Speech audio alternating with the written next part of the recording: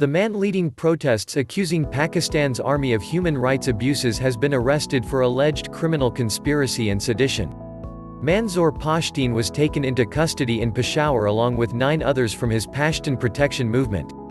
Mr. Pashteen has drawn tens of thousands to rallies in cities around Pakistan. A fellow protest leader said he was being punished for simply demanding human rights. The powerful military, unused to criticism, denies wrongdoing.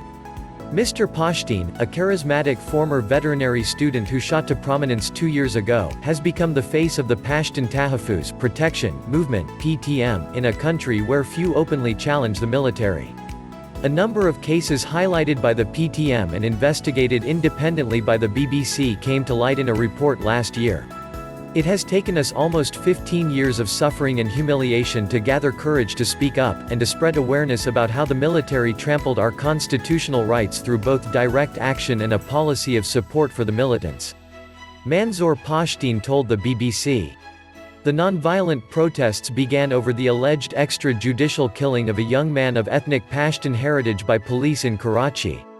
The movement then expanded, demanding accountability from Pakistan's army for alleged human rights abuses committed against Pashtuns during the war against Islamist extremists in the country's northwest. Pashtuns make up the majority of the population along the border with Afghanistan.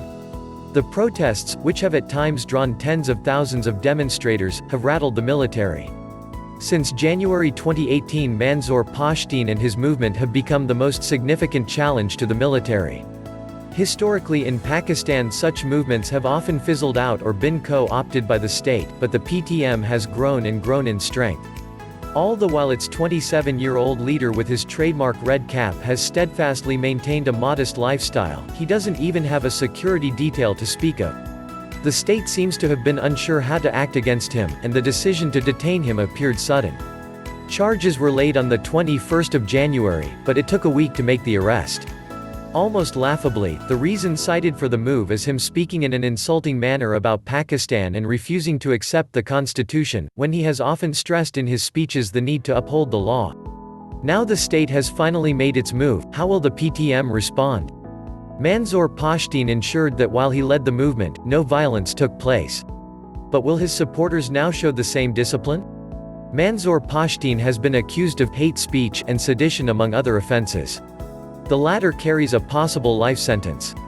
He was remanded in police custody in Peshawar for 14 days but is expected to be taken to appear before a magistrate in Dera Ismail Khan, some 300 kilometers (186 miles) to the south, where charges against him have been filed. His fellow protesters have demanded his immediate release. Another PTM leader, MP Mohsin Dawar, urged supporters to remain calm in response to the arrest. This is the first time Manzoor Pashteen has been held, and why the authorities chose to detain him now is unclear. The authorities have repeatedly arrested other PTM leaders and activists since the movement came to prominence. Last year, Mohsin Dawar and his fellow PTM member of the National Assembly, Ali Wazir, were detained for 4 months after a deadly clash in Waziristan. A media blackout has ensured the PTM's peaceful rallies stay off front pages and TV bulletins, although the movement has been successful in getting its message out via social media. According to authorities and independent research groups, militant violence since 2002 has forced more than 5 million people in Pakistan's northwest to leave their homes to seek refuge either in government-run refugee camps or rented houses in peaceful areas. There are no official figures of the total death toll of this war, but estimates from academics, local authorities and activists put the number of civilians, militants and security forces killed at well over 50,000. Many see the PTM as breaking new ground in the political landscape of a country where proxy wars have disenfranchised large populations not only in tribal areas in the northwest, but also in Baluchistan and other parts of the country.